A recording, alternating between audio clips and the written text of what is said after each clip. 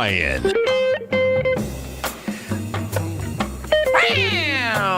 Welcome, folks. This is Tom O'Brien of TFNN. We go 5 days a week. We go 10 hours a day. We go 24 hours a day on the internet at TFNN.com. Always remember, folks, whatever you think about, you bring about. Whatever you focus on grows. Hope everyone's having a great day, safe day. Let's make it a great night, folks. Always do your best. Surrender and let go of the past. Whatever life takes away from you, let it go. When you surrender and let go of the past, you allow yourself to be fully alive in the moment. Letting go of the past means that you can enjoy the dream that's happening right here, right now. Yesterday's gone. Tomorrow's not here. What are you doing right now? Market-wise, let's take a look at it out here. We had the Dow Industrials down 157. NASDAQ up 27. S&P's flat. We go inside the Dow Industrials and we take a look at the pressure on the Dow out here. Bottom line is it's all about Boeing. Boeing put in 71 negative points into the Dow. Caterpillar put 25. United Health 18. United Technology 17. Home Depot 16. Leader out there, Goldman Sachs putting 17 positive points. Apple putting 11. IBM putting 6. ExxonMobil putting 4. You take a look at Exxon and Chevron, folks, they're dead dogs. Bottom line is that they are still trading into the downdraft that was out there from February 9th. Exxon had gone from a price point of $89. You're at $75. That is building cause to take the next leg down. Chevron, same type of setup in Chevron. We take a look at Chevron.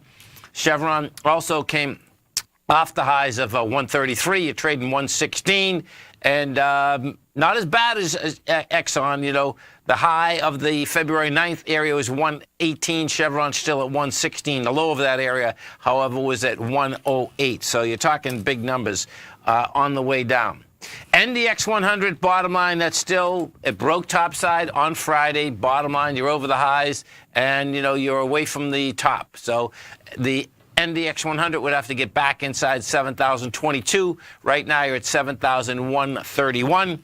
If we do take a look at the 3Qs, the ETF structure, you did 36 million shares. So the bottom line, you did follow through with some share volume also. It's not great, but guess what? It's not small either, 36 million. Inside the composite itself, we did volume out here of 2.2 billion. So you actually have harmony in the market. And what that would be, folks, is that you back down with light volume inside the Dow Industrials.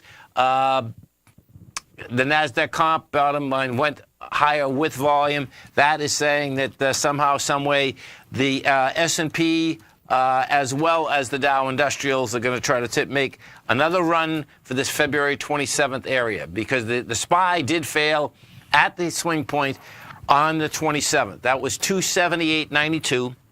We got into it with 65 million versus 99. So that also actually was a failure. That's saying that the S&P can pull back.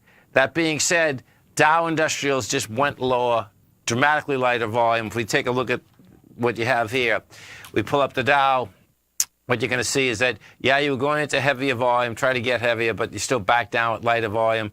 And, you know, that has some support really at the 25,000 level. We're 25,178.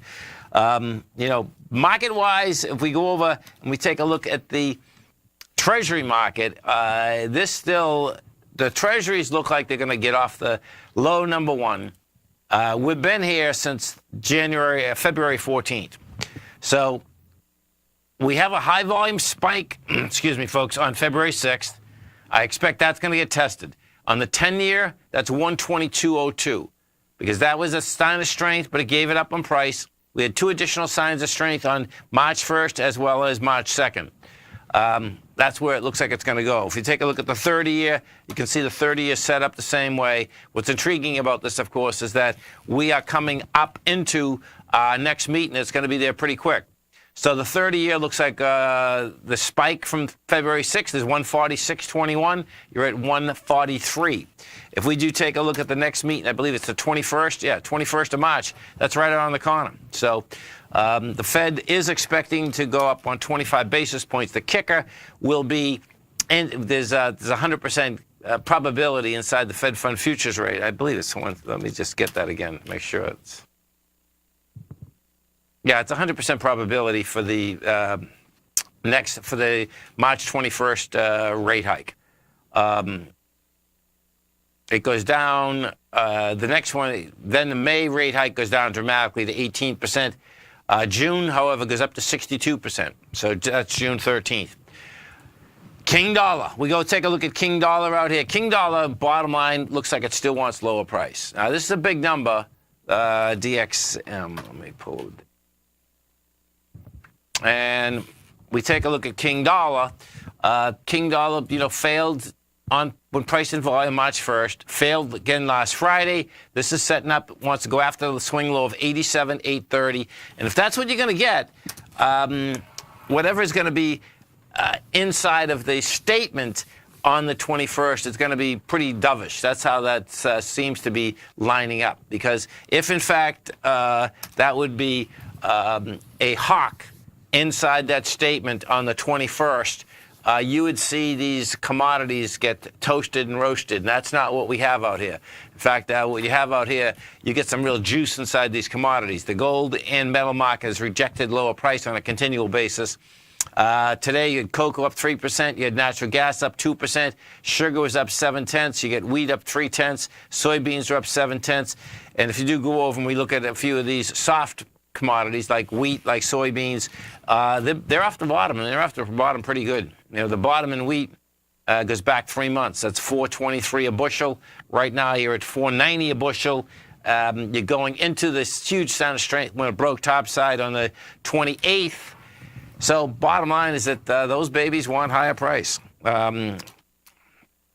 Inside the NDX 100 today, SMHs, big action. That was up $1.14. If we go inside the NDX, you're going to see, I believe, that it was Micron Tech. Yeah, Micron Tech was the leader out here today. That was up 8.7%.